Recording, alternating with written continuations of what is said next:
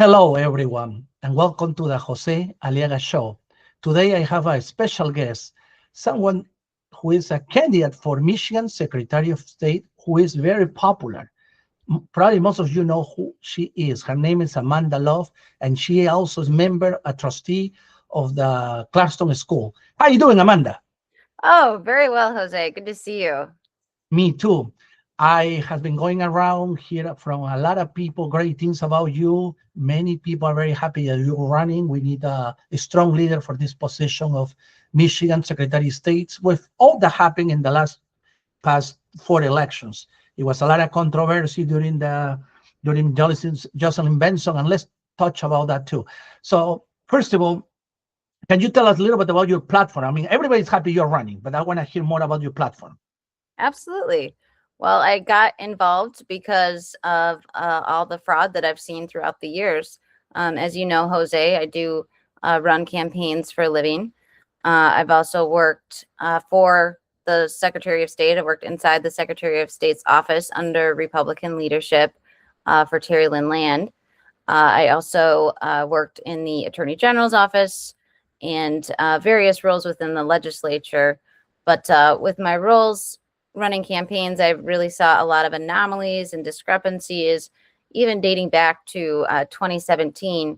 I actually did a presentation to NORC with our good friend Matt Marco on some really shady business going on that the Democrats kind of practiced in their own municipal elections back in the 2017. And they saw how these mail-in ballots could be manipulated. And so that prompted a lot of the changes that we saw in 2018. And then again in 2022, making these really lax voting laws that makes it really easy to vote, but also opens up for a lot more fraud and a lot more abuse of our election system. So I saw all of that and I thought we need, as Republicans, especially with Trump not on the ballot anymore, we need to have fair elections. And that's all we want. We're just asking for a fair shake.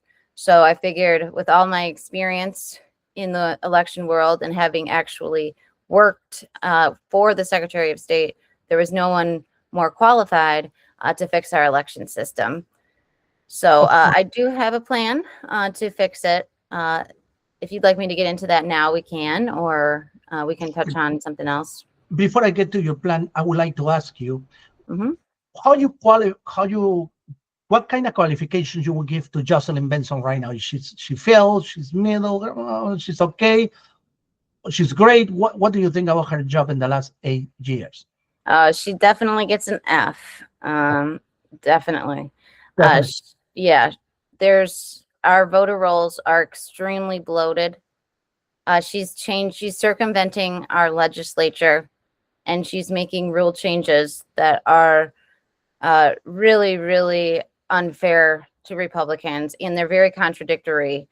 So, for example, she discredited a website used to verify people's where they live, where they're registered to vote, as an effort to clean up our rolls. It's called checkmyvote.org. And all it is a website that pulls from Jocelyn Benson's qualified voter file. So the data comes directly from her file. And she deemed that website as not reliable.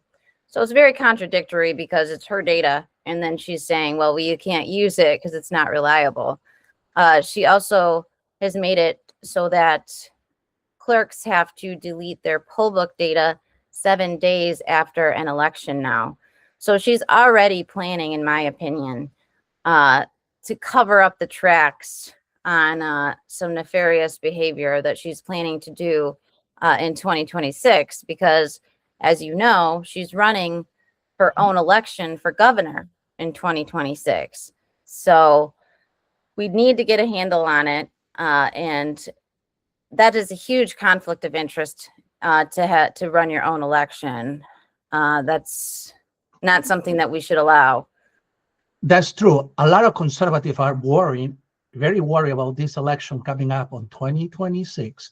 That Jocelyn Benson is running for governor, but she's in charge of the election. Yes. I wonder, is no a law or something or ethics that prevent that, meaning that she should recuse herself during election season? Because it's kind of, with all the 8 years of what we know about Jocelyn Benson's job, she's running for governor and she's chairing the election. Doesn't make sense to us as a conservative. No, What it doesn't. do you It take on shouldn't that? be allowed. Yeah, shouldn't be allowed, right? No, it shouldn't. But she believes that she's above the law, and well, it's not actually a law right now, but it would be the right thing to do, to recuse herself, because it is a conflict of interest. Right. It means ethics too. Yeah. So I did try to reach out to some legislators as far as passing a law to recuse herself, also to make a cooling off period. So I believe they did that in Arizona, so that if you do want to run for governor when you are Secretary of State, you do have to wait 4 years in between to avoid this from happening again. Unfortunately, didn't get any takers on that. I know that Senator Nesbitt did send a letter, him and his colleagues in the Senate. They did send a letter requesting that she recuse herself. I believe they sent it to the Department of Justice, trying to get them involved, to no avail, unfortunately. So as it stands right now, she's going to be running her own election.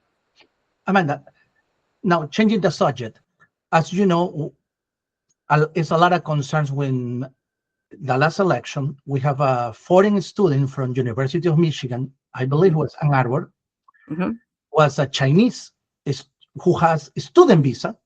Yes. And he was pushed. He says they made him to go and vote and make him vote, far as I recall, for the leftists. I think at that time was Kamala Harris. This is obviously illegal because he's a foreign citizen who have just the student visa, but he was able to cast a vote. Obviously, he probably have a driver license. Now, this is very serious concerns. What is your take on it, or what are you planning to do to prevent something like this to happen again? Yes, it's a very serious concern. And the only reason that he was caught, in fact, is because he did have conscience, and he actually kind of gave himself up. So they have subsequently found 15 more of these instances. Now, in my opinion, I believe that number is much higher. But the Democrats, at least, are admitting that at least 15 illegals had voted. So definitely have to put a stop to it. One is way too many.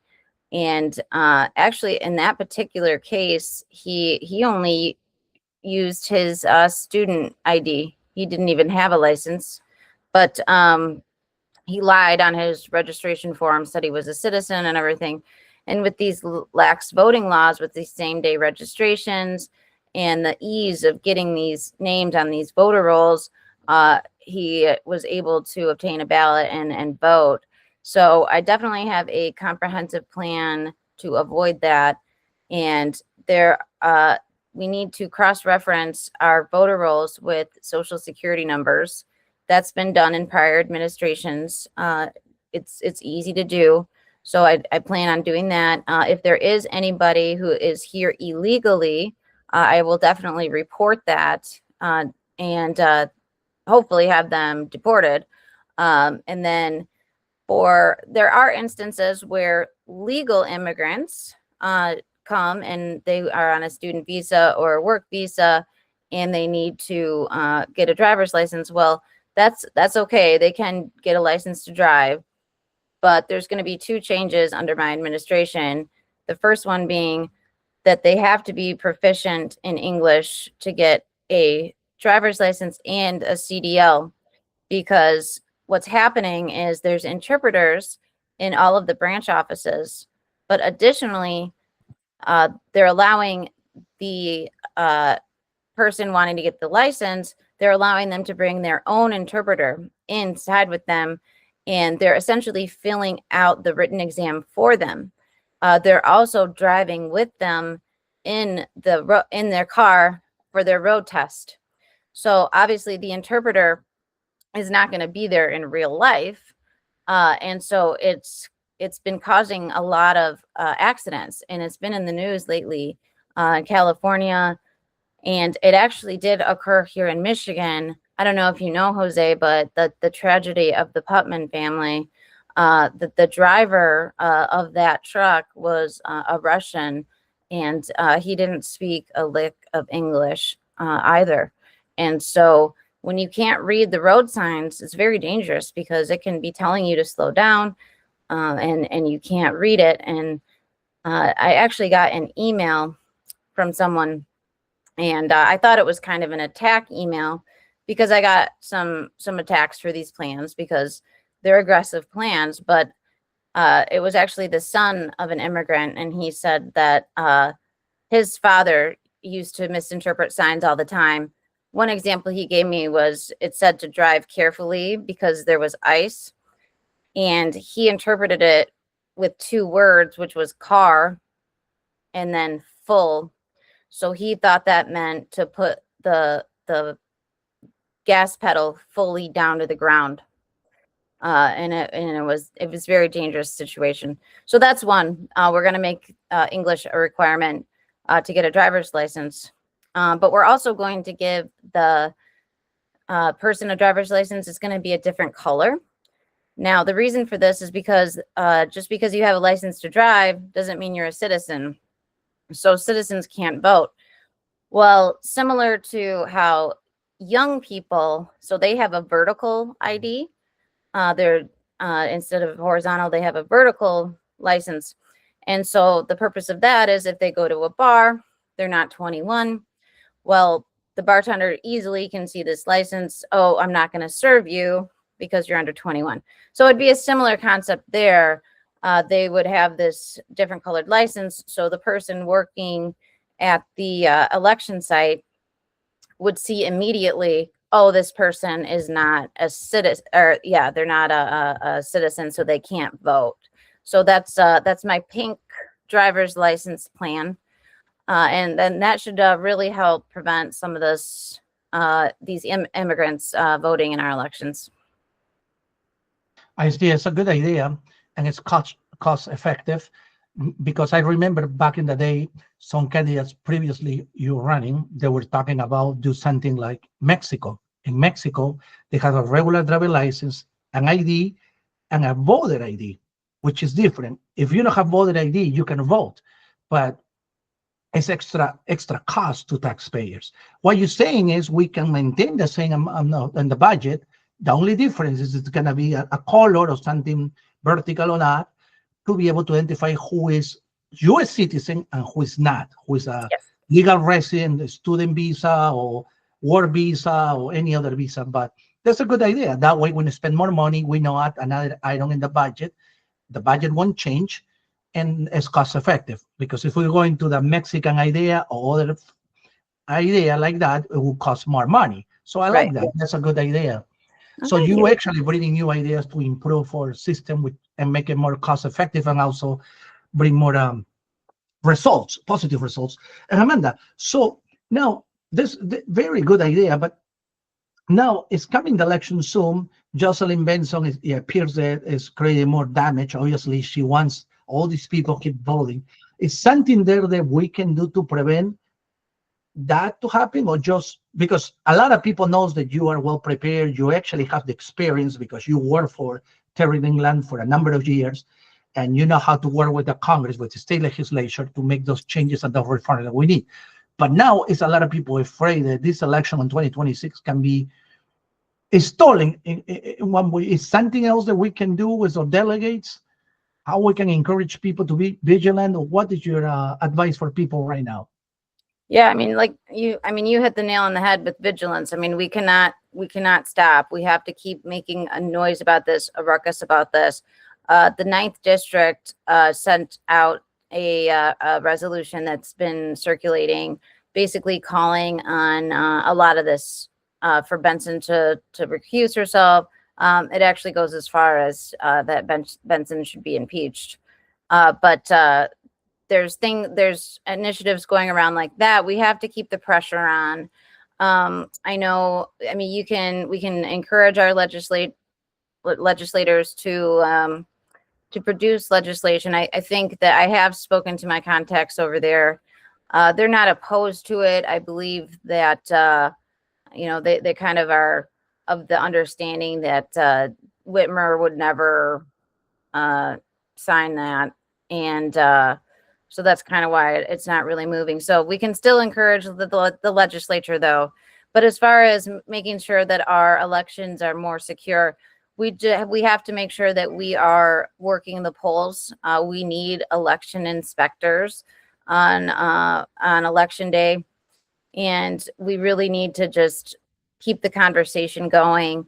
I know that even though last cycle certainly there was still a lot of fraud, but with us keeping an eye on things, it got a little bit better. And then also our strategy as Republicans changed significantly. So when Trump ran the second time, he was very encouraging of everybody coming on election day to vote in person. And this third time he ran, he kind of embraced more of the early voting concept.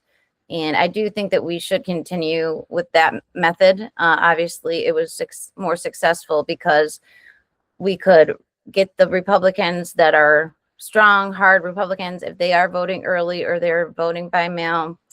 Not only can we now focus on getting the low propensity voters out, which is going to be key in 2026, because without Trump on the ballot, it's a lot more difficult to get those people, those Trump Republicans, out to vote. So we really need to be spending our efforts getting those people out. And my messaging on immigration and things like that, that is going to resonate with those Trump style Republicans. But we really need to kind of embrace the rules that are in place, right? So we really need to get out there to vote, because not only does it help with focusing on the low propensity, but we also can save money as a party. So once you vote, you're off the list. So you're not going to get any mail. You're not going to get any texts anymore because your ballot's already been submitted. So that saves the Republican Party a lot of money, because we can save on, all those mailers cost, 60 cents a piece. Well, the more we can save that, then the more money we can spend on getting out the vote efforts later. That's true. And many people has been lost faith in absentee. I met with a lot of conservatives. They don't want to do absentee anymore. They want to go to the main office, whatever. Yeah, and I don't blame them, because there's been issues with chain of custody with their ballots, and you need to be able to track your ballot from the time it's sent out to the time that it's submitted. And so I understand the concern of not wanting to do that. But if you do remain vigilant about it, if you do get your, I personally love going on election day. That's just something I've always enjoyed. But as a concept, the earlier that we can get in, the better. And with early voting, you can still vote in person. It's just, 9 days ahead of the typical election day. But I definitely understand Republicans being reluctant about mail-ins, because that is where the fraud occurs. It really is. And there's been instances where you'll show up to vote, and they'll say, "Oh, you've already voted already," and the person didn't vote. And that's because people are using their name trying to get a ballot. I mean, there's rampant fraud with the mail-in voting. If it was up to me, I would get rid of it. I would go back to having a reason to get an absentee ballot. So if you were in the military, if you were bedridden or something, yes, you need to have an absentee ballot. But this no reason absentee has been an absolute nightmare. But unfortunately, it is in our Constitution now. So I am going to launch an initiative in 2028 to reverse that. But it's going to take a constitutional change. It's going to take a ballot initiative, or it's going to take 2/3 of the House and the Senate, which is very unlikely that we're going to get that. I see. No, you're absolutely right. Now, for the people that are watching the show right now and want to support you, you have a lot of followers, where they can reach out or send some donations or something. Is Facebook, or how people can reach out to you? Yeah, so I have a Facebook account, loveformi.com. So love, LOVE, for is spelled out, FORMI.com. And we also have .net. Either one works. Oh, And good. there's, of course, a donation button on there. So definitely can always use money. The Democrats are always very well funded. And as you know, they want to be able to control the elections. So George Soros and all those people that always dump in those millions of dollars, they're going to be really hitting Michigan heavy because it's a swing state, and they want to make sure that Democrats keep winning here. So anything that you can contribute is great. And it's not just for me or for this election cycle, it's for really the future of our state, because without fair elections, I'm extremely, extremely concerned for our future, because we can't have another Democratic administration. It's been a complete disaster for our economy and our education system. Everything is a total mess. Before I forgot, so when is the election? Because I wanted you to touch, when is the election and how is your election? Because your election is not a regular primary. Your election is a different type of primary with delegates. Can you explain the date and the process? How is the election for Secretary of State in the Republican Party? Yeah, so it's definitely a unique primary. And most people who are not precinct delegates don't even realize that. But yeah, Attorney General, Secretary of State, and then the regents, so State Board of Ed, and then the regents for U of M, Wayne State, those are all selected at a convention. And you have to be an elected precinct delegate, which, Jose, you need to try to get elevated because you've been a delegate every year. And we loved having you at the convention.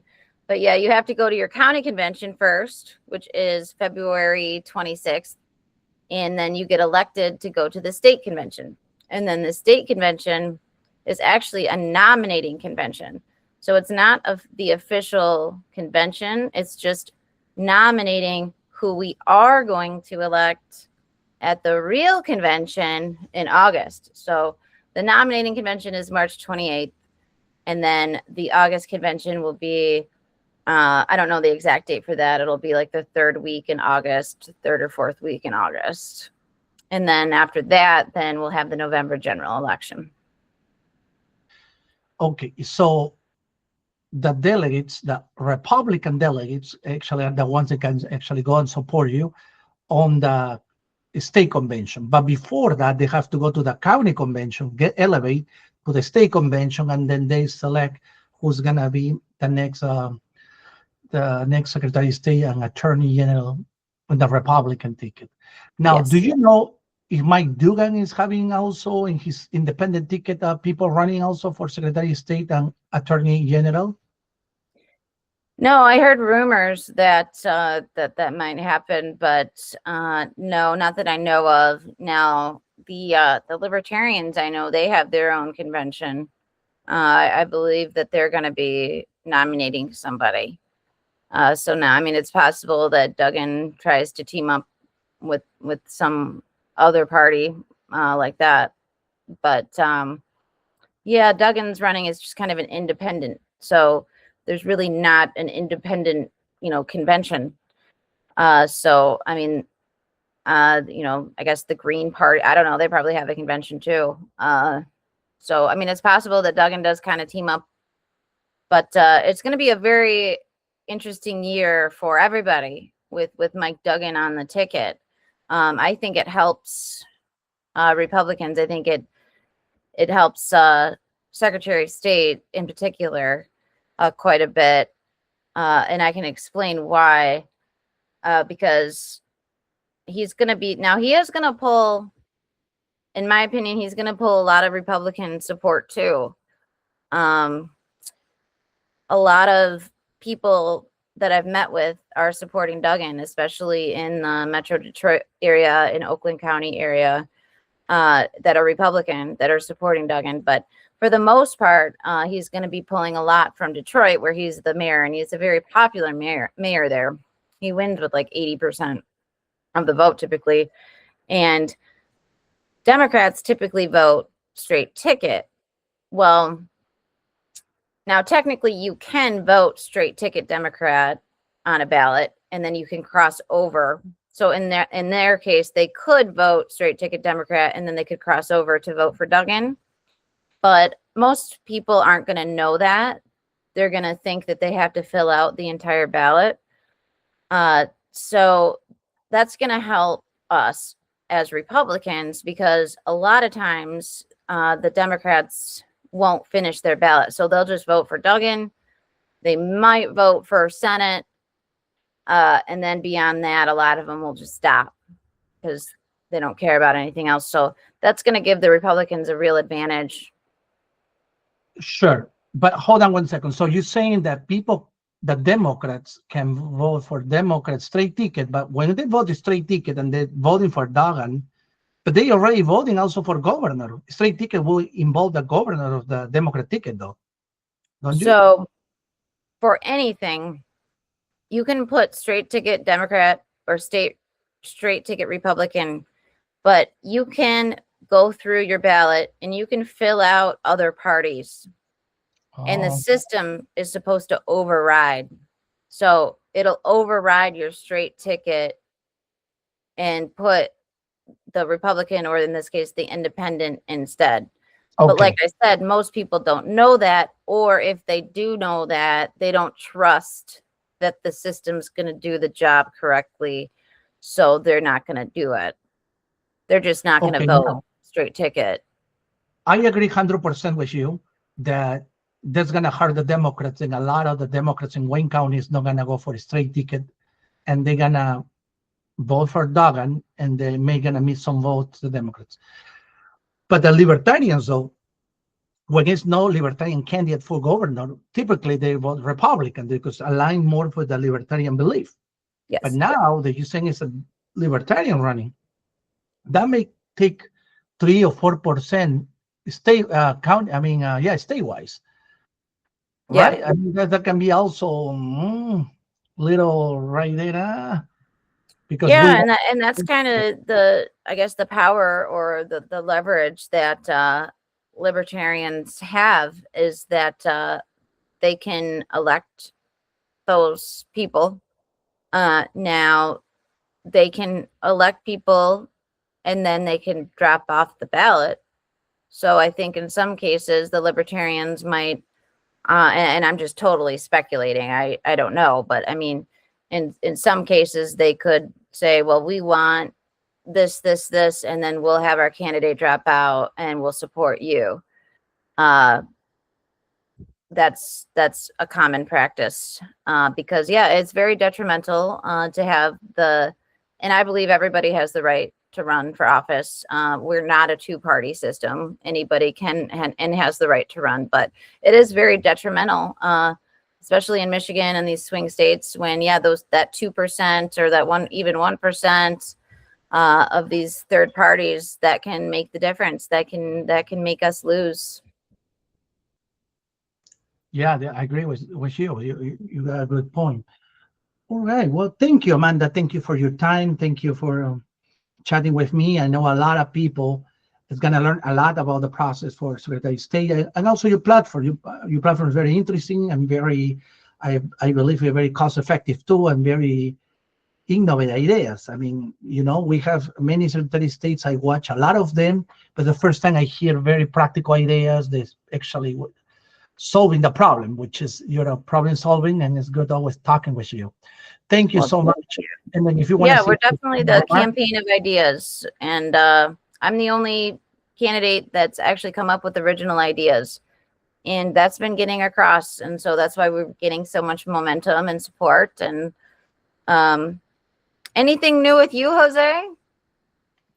I With feel like me, I've talked no. the whole time. Yeah, I know. But with me, it's just I'm exciting and happy for you. You done a good job as a in the Clarkson School as a member of the board, and then you brought fresh air and new ideas. You got big support. You won by landslide. You got full support, and you were a new face in the local politics here in Oakland County, and then now you're running for Secretary of State. Is make a lot of your support is exciting, happy, and especially with the new ideas. You always bring new ideas, and that's good.